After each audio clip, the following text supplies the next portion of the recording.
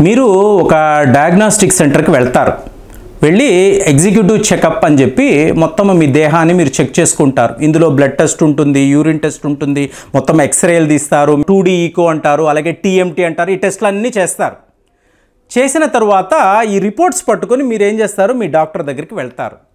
Doctor గారు చూస్తారు. చూసి ఏమండి LDL చాలా ఎక్కువ ఉంది, ట్రైగ్లిజరైడ్స్ అనేవి బాగా పెరిగాయి, మీరు జాగ్రత్తగా ఉండాలి అని చెప్పి ఆయన మందులు ఇస్తారు. మీరు ఈ విషయాన్ని పట్టుకొని ఆలోచించారనుకోండి, HDL అంటాం అంటే ఏంటి, హై డెన్సిటీ లిపోప్రోటీన్. LDL అంటాం అంటే ఏంటి, లో డెన్సిటీ లిపోప్రోటీన్. అలాగే ట్రైగ్లిజరైడ్స్. వీటిని గమనించారనుకోండి, మీకు వెంటనే ఆలోచన వస్తుంది, ఎందుకబ్బా నా శరీరంలో ఇంత కొలెస్ట్రాల్ పెరిగిపోయింది, బ్యాడ్ కొలెస్ట్రాల్. LDL అంటే లో డెన్సిటీ లిపోప్రోటీన్ అన్నాను చూసారా, ఇది బ్యాడ్ కొలెస్ట్రాల్. కానీ విచిత్రం ఏంటో, ఈ బాడీ ఒకే ఒక రకమైన కొవ్వునే తయారు చేస్తుంది. దానికి HDL వేరు, LDL వేరు, ట్రైగ్లిజరైడ్స్ వేరు, ఇవేమీ కూడా తెలియదు. ఎందుకంటే మీ దేహంలో ఒకే రకమైన రక్తం ఉన్నప్పుడు ఒకే రకమైన కొలెస్ట్రాలే ఉంటుంది. కానీ ఈ కొలెస్ట్రాల్ బ్లడ్తో కలిసి ట్రావెల్ చేస్తుంది కదా, అంటే దీని కదా ప్రోటీన్ యొక్క ఇన్వాల్వ్మెంట్ ఉంటుంది కదా, అప్పుడు ఇది HDL గానో LDL గానో విడగొట్టబడుతుంది. సో ఇదంతా చాలా కాంప్లికేటెడ్ కాబట్టి అందులోకి నేను వెళ్ళడం లేదు. సో మీ డాక్టర్ గారు మీలో LDL ఎక్కువ ఉంది అంటే ఏంటి, రేపు మీకు డయాబెటీస్ రావచ్చు, మీకు హార్ట్కి సంబంధించిన ప్రాబ్లమ్స్ రావచ్చు, అలాగే మీకు కిడ్నీస్కి సంబంధించిన సమస్య రావచ్చు, వెయిట్ గెయిన్. దీనే కదా మనం కొవ్వు అంటున్నాము. ఎక్కడికక్కడ కొవ్వు పేరుకుపోద్ది ఎప్పుడు, LDL శాతము మీ దేహంలో ఎక్కువైనప్పుడు. సో ఇది రేపు మీకు చాలా పెద్ద సమస్యలను తెచ్చిపెడుతుంది. మీరేం చేస్తారు, ఓహో మొన్ననే ఆ పెళ్ళికి వెళ్ళానండి, పెళ్ళిలో ఎక్కువగా స్వీట్స్ తిన్నాను కాబట్టి LDL పెరిగింది, మొన్న డిన్నర్కి వెళ్ళాను అక్కడ బాగా ఐస్ క్రీమ్స్ తిన్నాను, ఐస్ క్రీమ్స్ తినడం వల్లే నాకు ఇలాగ ఈ కొవ్వు అనేది పెరిగింది, ఇలా మీరు అంచనా వేస్తూ ఉంటారు. మరి ఇదంతా నిజమేనా, నిజంగానే ఇలా జరుగుతుందా, మీ డాక్టర్ గారు చెప్పింది కరెక్టేనా, మీరు ఎప్పుడైనా ఆలోచించారా? ఒక్కసారి మీరు ఆలోచించారు అనుకోండి, మీకు ఒక క్లియర్ కట్ పిక్చర్ ఉంటుంది. ఏమిటి అంటే, నా లెక్కలో, అంటే ఇది నా అనుభవం, నేను చెప్పాను కదా గత 3-4 నెలల నుంచి నేను ఇదే పనిగా తిరుగుతున్నాను. అంటే ఒరిజినల్ ఆర్గానిక్ ఫుడ్ అనేది ఎక్కడ ఏ రైతు దగ్గర దొరుకుతుంది. ఎన్నో చిన్న గ్రామాలు కూడా ఎంతోమంది నన్ను చూస్తున్నారు, అదేంటి ప్రేమ్ గారు మీరు ఇక్కడ ఉన్నారని. ఆ రైతు ఇతను ఆర్గానిక్గా పండిస్తాడని చెప్పి విన్నాను, ఇతన్ని చూడడానికి కలవడానికి వచ్చానని చెప్తున్నాను.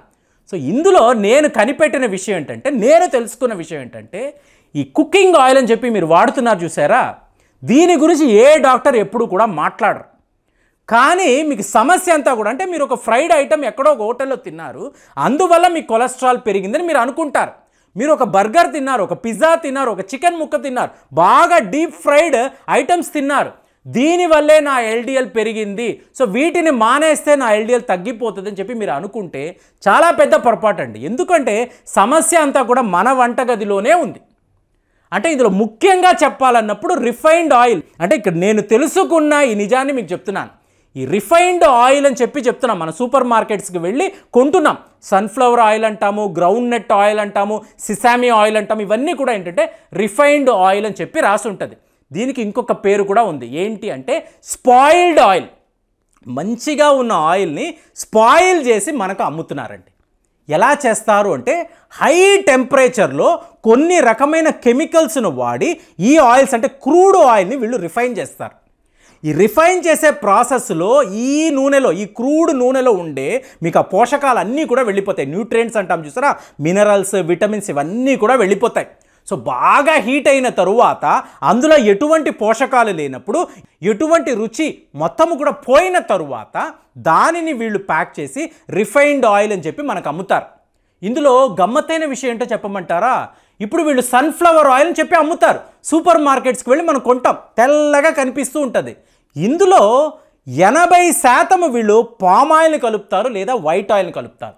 20% మాత్రమే ఈ సన్ఫ్లవర్ ఆయిల్ లేదా గ్రౌండ్ నట్ ఆయిల్ను కలుపుతారు. ఎందుకంటే వీళ్ళకి వర్కౌట్ కాదు. ఇప్పుడు మీకు ఒక గ్రౌండ్ నట్ ఆయిల్ నేను పర్సనల్గా చూశాను, ఆయన అడిగాను, ఏమండి నాకు 1 litre bottle groundnut oil కావాలి అంటే 3 కేజీల మీకు గ్రౌండ్ నట్ అనేది మాకు, అంటే పల్లీలు మాకు మీరు ఇవ్వాలి, ఇస్తే మేము అప్పుడు ఇది కోల్డ్ ప్రెస్ అనేది ఈ పద్ధతిలో చేసి మీకు 1 లీటర్ ఆయిల్ అనేది ఇవ్వగలం.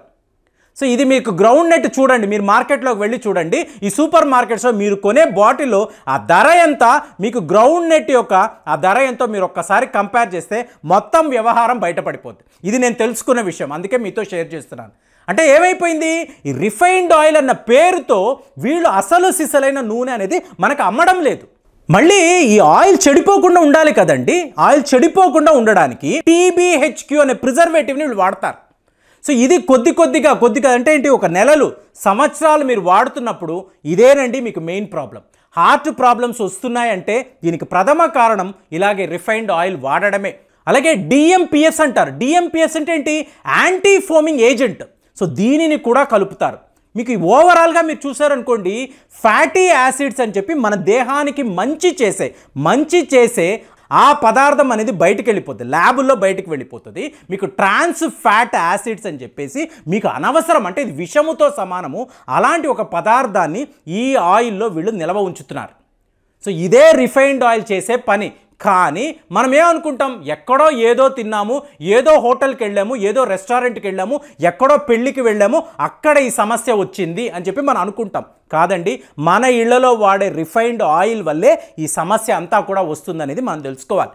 మరి ఏంటండి ప్రేమ్ గారు ఆల్టర్నేటివ్ అంటే, ఎంతోమంది ఆలివ్ ఆయిల్ గురించి మాట్లాడతారు. ఆలివ్ ఆయిల్ నిజంగానే మంచిది. ఇది యూరోప్ దేశాల నుంచి భారతదేశంలోకి వస్తుంది.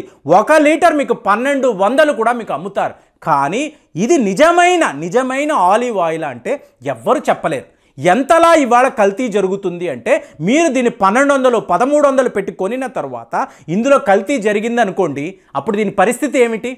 మోర్ ఓవర్ ఆలివ్ ఆయిల్ అనేది మన వంటకు ఎప్పుడు కూడా ఉపయోగపడదండి. మీరు ఒక మంచి ఫ్రై చేసుకోవాలనుకోండి, బంగాళదుంప ఫ్రై చేసుకోవాలంటే ఆలివ్ ఆయిల్తో మీరు చేసుకోలేరు. మీరు ఏ పాస్తా కోసమో నూడిల్స్ కోసమో వాటి కోసమే మీరు ఆలివ్ ఆయిల్ అనేది వాడతారు. మరి ప్రేమ్ గారు ఏది వాడాలి అంటే చెప్తారా కదండి, 3 నుంచి 4 నెలలు. అంటే మేము ఈ గానుగా నూనెని ఏదైతే నేను మాట్లాడబోతున్నానో ఇది మేము గత 2 ఏళ్ల నుంచి వాడుతున్నాం.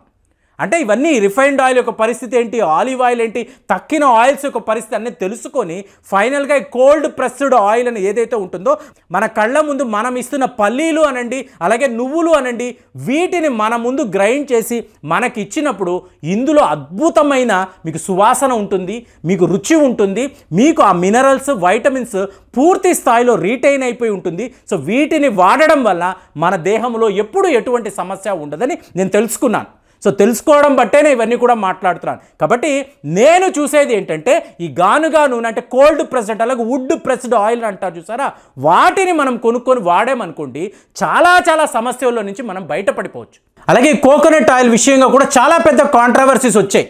మీకు కోకోనట్ ఆయిల్ని ఎక్కువ వాడడం వల్ల మీ శరీరంలో కొలెస్ట్రాల్ లెవెల్స్ పెరిగిపోతున్నాయని చెప్పి కూడా ఈ రిఫైన్డ్ ఆయిల్స్ అమ్మే మ్యానుఫ్యాక్చరర్స్ చాలా పెద్ద, అంటే ఏంటంటే మొత్తం ఆ కోకోనట్ ఆయిల్ మంచిది కాదు అంటే మళ్ళీ మనం ఎక్కడ రిఫైన్డ్ ఆయిల్కే వస్తామన్న ఉద్దేశంతో చాలామంది చాలా పెద్ద సమస్యలు కూడా సృష్టించారు. కానీ కోకోనట్ ఆయిల్లో మీడియం చైన్ ఫ్యాటీ యాసిడ్స్ అని ఒక అద్భుతమైన ఒక ఎలిమెంట్ ఉందండి. ఇది చాలా మంచిది. అందుకే కేరళలో మీరు వెళ్ళారనుకోండి, కోకోనట్ ఆయిల్తోనే వాళ్ళు వంటలు చేస్తారు.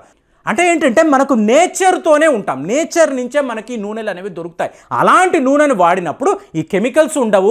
ఈ ఫ్యాక్టరీలో వీళ్ళు యాడ్ చేసే ఇలాంటి ప్రిజర్వేటివ్స్ అనండి, యాంటీ ఫోమింగ్ ఏజెంట్స్ అనండి, ఇవన్నీ కూడా ఉండవు. అలాగే మినరల్స్, వైటమిన్స్, దేహము ఎప్పుడు కూడా ఈ మినరల్స్, వైటమిన్స్, ప్రోటీన్స్, ఫైబర్ వీటినే కోరుకుంటుందండి. ఇవి లేని ఆహారాన్ని మనం తీసుకున్నప్పుడు ఈ LDL అనండి, ట్రైగ్లిజరైడ్స్ అండి, ఇవన్నీ మీకు పెరిగి ఎన్నో సమస్యలకు దారితీస్తుంది. కాబట్టి నా లెక్కలో, నా ఒపీనియన్లో నేను అబ్జర్వ్ చేసింది ఏంటంటే, మీరు ఈ కోల్డ్ ప్రెస్డ్ ఆయిల్ అంటే గానుగా నూనెని ఏదైతే అంటామో 100 రూపాయలు ఎక్కువైనా కూడా దీనిని వాడడం వలన రేపు మీరు హాస్పిటల్స్కి వెళ్ళి లక్షల రూపాయలు ఖర్చు పెట్టాల్సిన అవసరం అనేది ఉండదు. కాబట్టి మీరు చూడండి, మీలో ఎంతమంది గానుగా నూనె వాడుతున్నారు, ఎంతమంది రిఫైన్డ్ ఆయిల్ వాడుతున్నారు.